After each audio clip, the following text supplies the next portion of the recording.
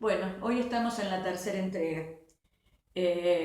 Para comenzar, voy a terminar con lo dado de la clase anterior sobre el vínculo y cómo hacemos los psicólogos sociales o qué herramientas tenemos para hacer el análisis del mismo. Y dijimos que Pichón daba tres dimensiones: la psicosocial, la sociodinámica y la institucional. En base a esto, él en el libro sobre el vínculo va a decir que la investigación psicosocial analiza la parte del sujeto y su relación con lo exterior. ¿Sí? Ese análisis que él hace del sujeto que se expresa hacia afuera, hacia los distintos miembros que lo rodean, en tanto que el estudio sociodinámico analiza las distintas tensiones existentes entre los distintos miembros que componen el grupo que lo rodea y ese paciente o sujeto.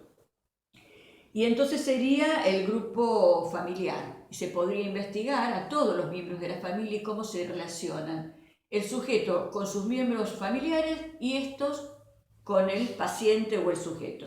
Y por el otro lado estaría el análisis institucional, que ahí sí se va a investigar la estructura de los grupos o del grupo que lo rodea, la composición, su historia, lo económico, lo ideológico, y acá habría un análisis de lo macro y de lo micro. Lo macro sería la escuela, el lugar laboral, y lo micro sería el grupo familiar que está rodeándolo.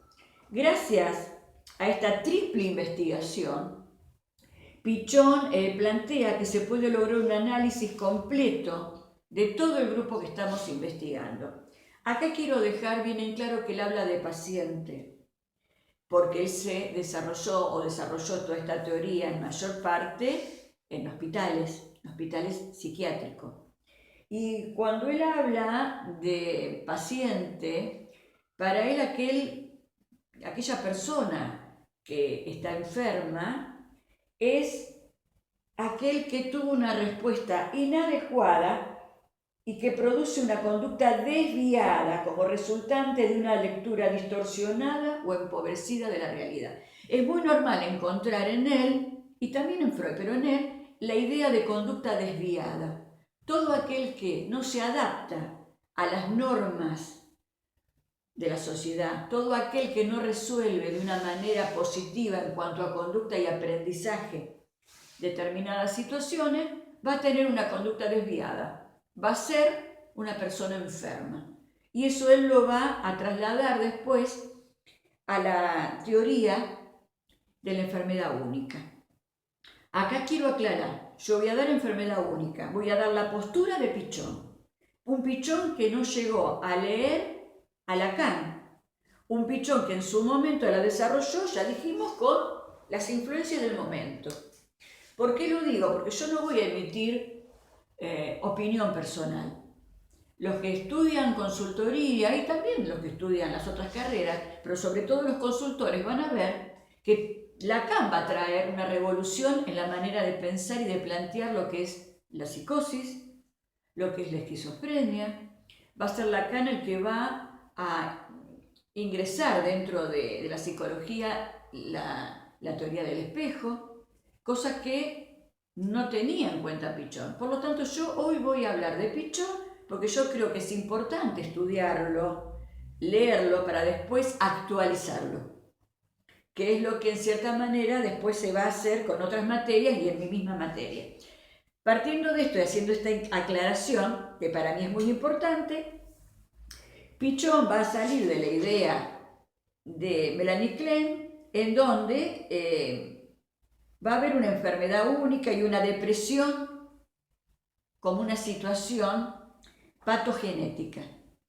Una depresión única que va a ser, en cierta manera, la madre de todas las enfermedades. Entonces dice que el sujeto sano es aquel que aprende la realidad desde una perspectiva integradora. Aquella persona que no lo hace sería lo anormal. Y acá es donde él habla de normalidad y anormalidad como cosas que son situacionales y relativas. Y entonces vamos a decir que Pichón va a marcar 4 principios que van a ser los que van a desencadenar esta teoría de la enfermedad única. Teoría que él desarrolla en el año 67, año 70, en donde todavía se estaba viendo la cosa y no estaban las teorías lacanianas. O si estaban, a él no le habían llegado. Él también va a agregar la noción de rol, de vínculo y portavoz a partir de esta enfermedad única. Va a haber, yo voy a dar dos principios hoy para no hacer denso el tema y para que ustedes lo puedan entender y tomar nota.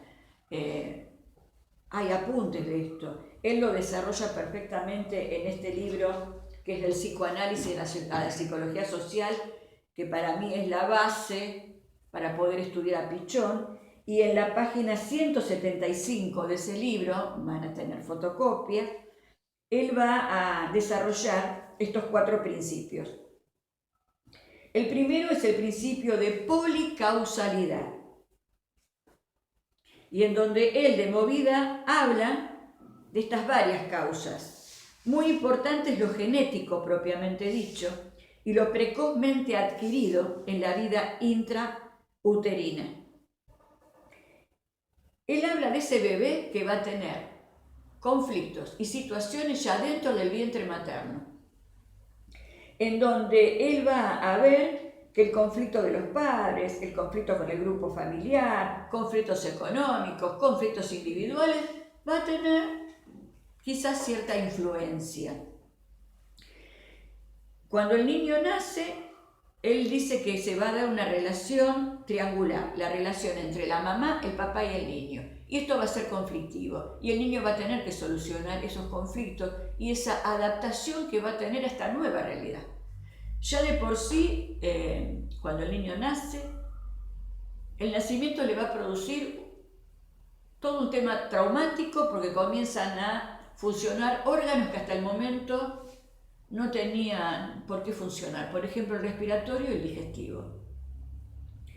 Todo eso, él dice que le va a traer conflictos y entonces va a surgir una alarma, una angustia ante el peligro que va a engendrar esta situación conflictiva.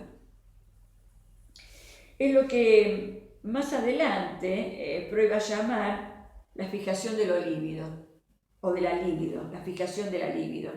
Porque el nene va a tener que tener un desarrollo quizás normal o no, pero va a tener que resolver ciertos mecanismos de defensa y conflictos que a veces no se liquidan, no se resuelven, sino que se eluden.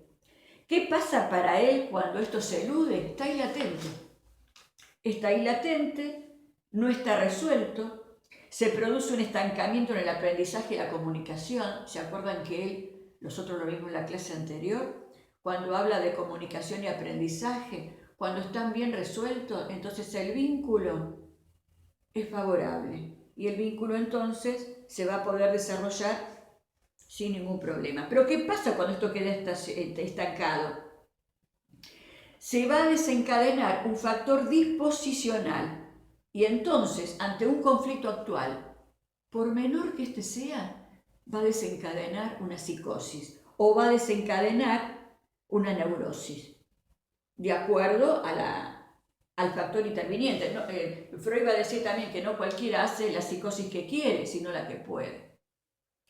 Acá quiero aclarar que cuando él habla de este conflicto familiar en la dimensión institucional o en la dimensión dinámica, él habla que cuando el niño tiene un problema con el líder o el destacable de la familia, padre o quien sea, porque desaparece o hay un conflicto porque pierde el trabajo y ese líder pierde el valor para el niño, no está bien resuelto el tema, puede desarrollar una psicosis. ¿Sí? Entonces dijimos que dentro de esta policasualidad hay que tener en cuenta el niño, el nacimiento, la tribulación y la parte triangular y la relación conflictiva o resuelta entre madre, padre y niño. Y entonces cuando algo no está resuelto, esa exigencia que pone la adaptación no está resuelta, sino que está ahí, dejada un poco de lado, nosotros tenemos este estancamiento y esto puede llevar a desencadenar lo que sería una psicosis o neurosis. ¿Cuál es el segundo principio? El fenoménico, en donde va a estar acá lo orgánico, lo psíquico y lo social. Y él dice que el sujeto, en un intento de deshacerse de este conflicto básico de naturaleza depresiva, lo puede proyectar en 3 áreas, así de simple, ¿no? Mente, cuerpo o mundo exterior. Si este intento es llevado a la mente, va a dar origen a una melancolía, pero si esto no resuelto es llevado al cuerpo, va a originar un cuadro hipocondríaco. Si es llevado al mundo exterior, va a dar origen a una paranoia. Ahora, cuando esto se da en los 3 campos, mente, cuerpo y lo social o lo externo, estaríamos ante una esquizofrenia. Yo ahora quiero hacer un pequeño paréntesis para explicar, si me permiten, el principio de Melanie Klein, teta buena, teta mala. Ustedes saben que Melanie Klein es influente directa y entonces ella va a hablar de algo que es la disociación o disociar, el saber disociar. Ella dice que cuando el niño nace, la madre lo completa y la madre tiene todo lo bueno, que es la teta, pero también lo malo, el objeto malo. ¿Cuándo es el objeto malo? Cuando esa madre malinterpreta el pedido del niño, que quizás llora por hambre y lo abriga, o el momento que la mamá no está porque tiene que hacer sus cosas y el niño demanda de la teta y del alimento. Entonces ese objeto bueno comienza a ser odiado con el niño, comienza primero chupándose el dedo como una manera de succión y reemplazar la teta, pero nosotros vamos a ver que más tarde este niño, o se cree, siente el abandono, siente la carencia, siente la desprotección y siente la muerte, ante lo cual ese objeto bueno se va a convertir en un objeto malo. Entonces, ¿qué pasa con ese niño? Ese niño va a marcar, en cierta manera, que lo bueno y lo malo están en la misma cosa, en la mamá. Y tiene que aprender a disociar y llevar bien lejos el objeto malo y quedarse con lo bueno, que es lo que él necesita. Eso que Melanie Klein llama la disociación es lo que va a permitir que este chico pueda establecer un orden, pueda establecer la comunicación y un aprendizaje, y que no haya un estancamiento en el aprendizaje, y que él pueda disociar entre lo bueno y lo malo. ¿Por qué digo esto? Porque él va a plantear que el fóbico va a proyectar y actuar el objeto bueno y el objeto malo en el área del mundo exterior. Y así va a desarrollar la fobia, cuando no puede hacer esa disociación que es totalmente saludable para poder seguir dentro de la normalidad. Y entonces acá él va a hablar de esa necesidad que tiene de alejar el mundo externo para evitar el objeto malo. Y entonces así se va a desarrollar la fobia.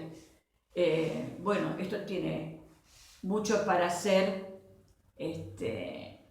hablado, criticado y actualizado. Por hoy quiero dejar, para no abrumarlos, para poder seguir con los 2 principios que después va a completar el tema de la enfermedad única. Gracias y espero haberlos ayudado y haber sido, ¿cómo les puedo explicar? Haber sido fácil lo que expliqué, haber estado a la altura de las circunstancias. Gracias.